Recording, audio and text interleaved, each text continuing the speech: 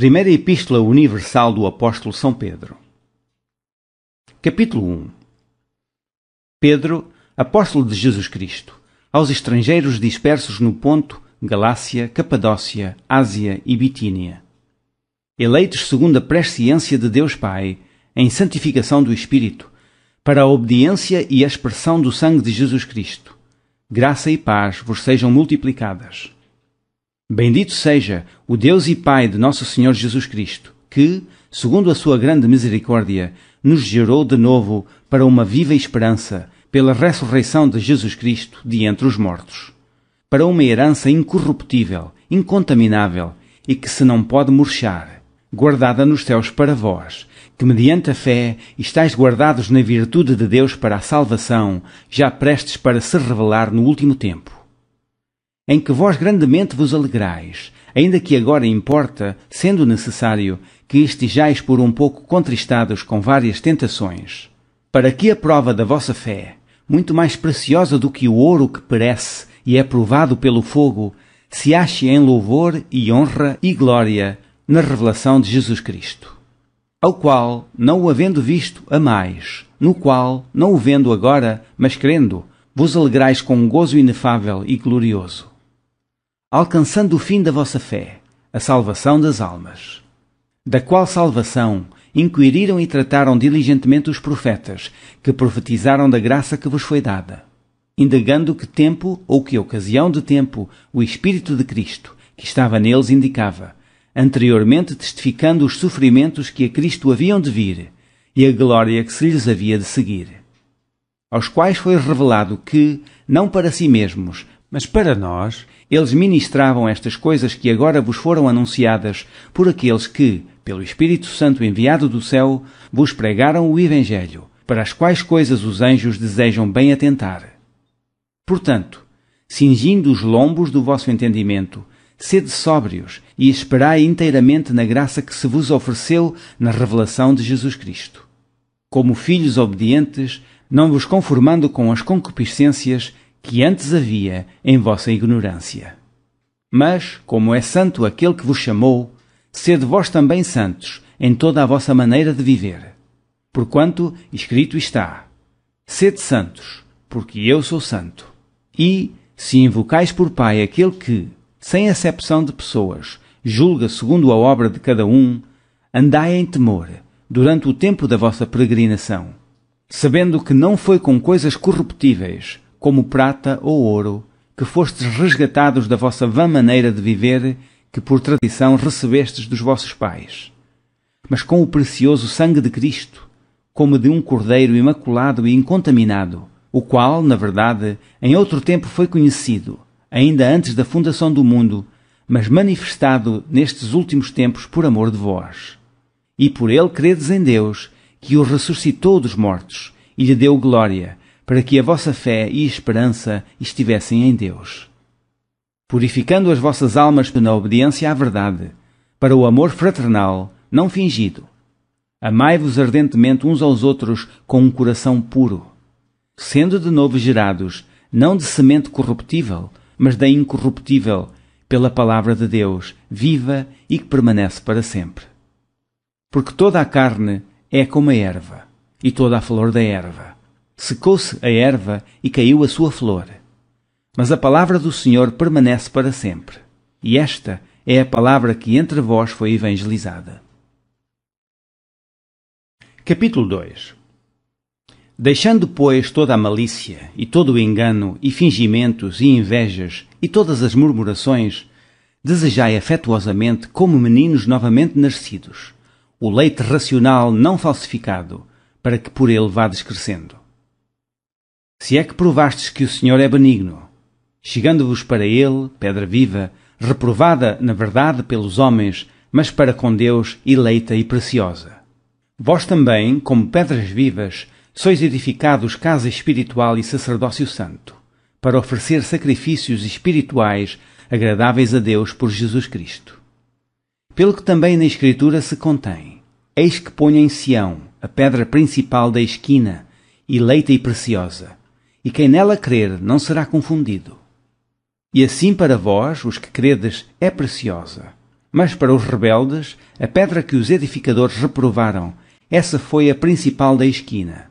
E uma pedra de tropeço e rocha de escândalo, para aqueles que tropeçam na palavra sendo desobedientes, para o que também foram destinados.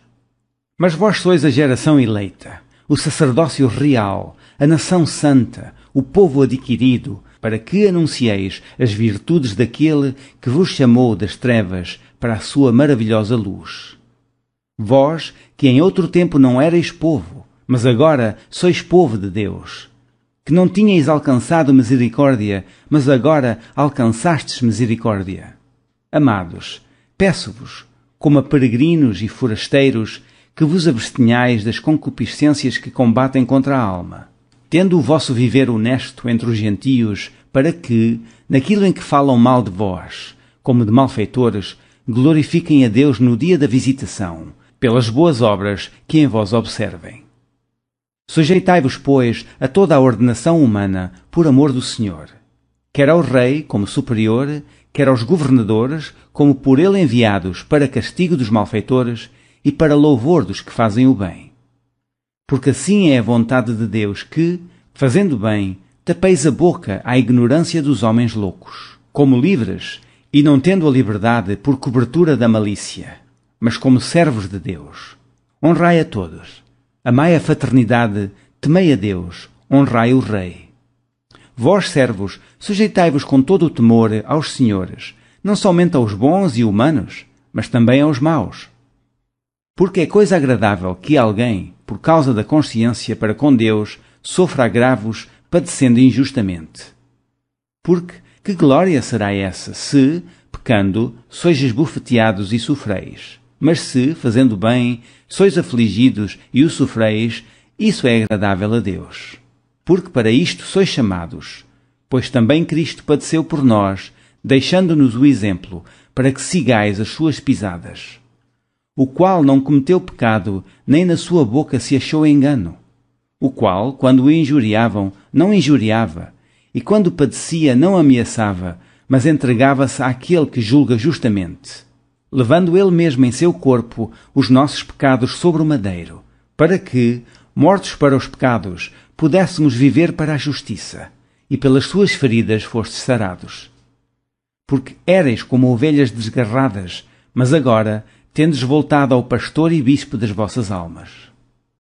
Capítulo 3. Semelhantemente, vós, mulheres, sede sujeitas aos vossos próprios maridos, para que também, se alguns não obedecem à palavra, pelo porte de suas mulheres sejam ganhos sem palavra, considerando a vossa vida casta em temor. O enfeite delas não seja o exterior, no frisado dos cabelos, no uso de joias de ouro, na compostura dos vestidos, mas o homem encoberto no coração, no incorruptível traje de um espírito manso e quieto, que é precioso diante de Deus. Porque assim se adornavam também antigamente as santas mulheres que esperavam em Deus e estavam sujeitas aos seus próprios maridos. Como Sara obedecia a Abraão, chamando-lhe Senhor, da qual vós sois filhos, fazendo o bem e não temendo nenhum espanto. Igualmente vós, maridos, coabitai com elas, com entendimento, dando honra à mulher, como vaso mais fraco, para que não sejam impedidas as vossas orações. E, finalmente, sede todos de um mesmo sentimento, compassivos, amando os irmãos, entranhavelmente misericordiosos e afáveis, não tornando mal por mal ou injúria, antes, pelo contrário, bem dizendo. Sabendo que para isto fostes chamados, para que por herança alcanceis a bênção. Porque quem quer amar a vida e ver os dias bons, refreie a sua língua do mal e os seus lábios não falem engano. Aparte-se do mal e faça o bem, busque a paz e siga. Porque os olhos do Senhor estão sobre os justos e os seus ouvidos atentos às suas orações. Mas o rosto do Senhor é contra os que fazem males. E qual é aquele que vos fará mal, se fordes zelosos do bem? Mas também se padecerdes por amor da justiça, sois bem-aventurados. E não temais com medo deles, nem vos turbeis. Antes santificai a Cristo, como Senhor, em vossos corações e estáis sempre preparados para responder com mansidão e temor a qualquer que vos pedir a razão da esperança que há em vós. Tendo uma boa consciência, para que, naquilo em que falam mal de vós, como de malfeitores, fiquem confundidos os que blasfemam do vosso bom porte em Cristo. Porque melhor é que padeçais fazendo bem, se a vontade de Deus assim o quer, do que fazendo mal. Porque também Cristo padeceu uma vez pelos pecados, o justo pelos injustos, para levar-nos a Deus, mortificado na verdade na carne, mas vivificado pelo Espírito.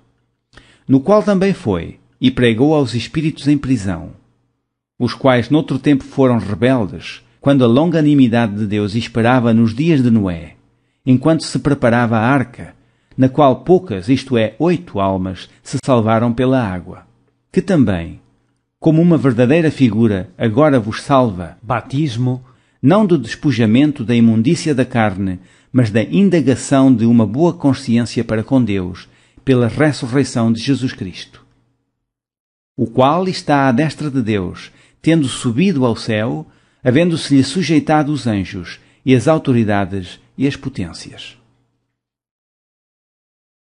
Capítulo 4. Ora, pois, já que Cristo padeceu por nós na carne, armai-vos também vós com este pensamento, que aquele que padeceu na carne já cessou do pecado, para que, no tempo que vos resta na carne, não vivais mais segundo a concupiscência dos homens, mas segundo a vontade de Deus. Porque é bastante que no tempo passado da vida fizéssemos a vontade dos gentios, andando em dissoluções, concupiscências, borrachices, glutonarias, bebedices e abomináveis idolatrias. E acham estranho não correrdes com eles no mesmo desenfreado de dissolução, blasfemando de vós, os quais hão de dar conta ao que está preparado para julgar os vivos e os mortos. Porque por isto foi pregado o Evangelho também aos mortos, para que, na verdade, fossem julgados segundo os homens na carne, mas vivessem segundo Deus em espírito. E já está próximo o fim de todas as coisas. Portanto, sede sóbrios e vigiai em oração. Mas, sobretudo, tende ardente caridade uns para com os outros, porque a caridade cobrirá a multidão dos pecados. Sendo hospitaleiros uns para com os outros, sem murmurações. Cada um administra aos outros o dom como o recebeu, como bons dispenseiros da multiforme graça de Deus. Se alguém falar, fale segundo as palavras de Deus. Se alguém administrar, administre segundo o poder que Deus dá, para que em tudo Deus seja glorificado por Jesus Cristo, a quem pertence a glória e poder para todo o sempre. Amém. Amados, não estranheis a ardente prova que vem sobre vós para vos tentar, como se coisa estranha vos acontecesse. Mas alegrai-vos no facto de serdes participantes das aflições de Cristo, para que também, na revelação da sua glória, vos regozijeis e alegreis. Se, pelo nome de Cristo, sois vituperados, bem-aventurados sois, porque sobre vós repousa o Espírito da glória de Deus. Que nenhum de vós padeça como homicida, ou ladrão, ou malfeitor, ou como o que se entremete em negócios alheios. Mas, se padece como cristão, não se envergonhe, antes glorifica Deus nesta parte. Porque já é tempo que comece o julgamento pela casa de Deus, e, se primeiro começa por nós, qual será o fim daqueles que são desobedientes ao Evangelho de Deus?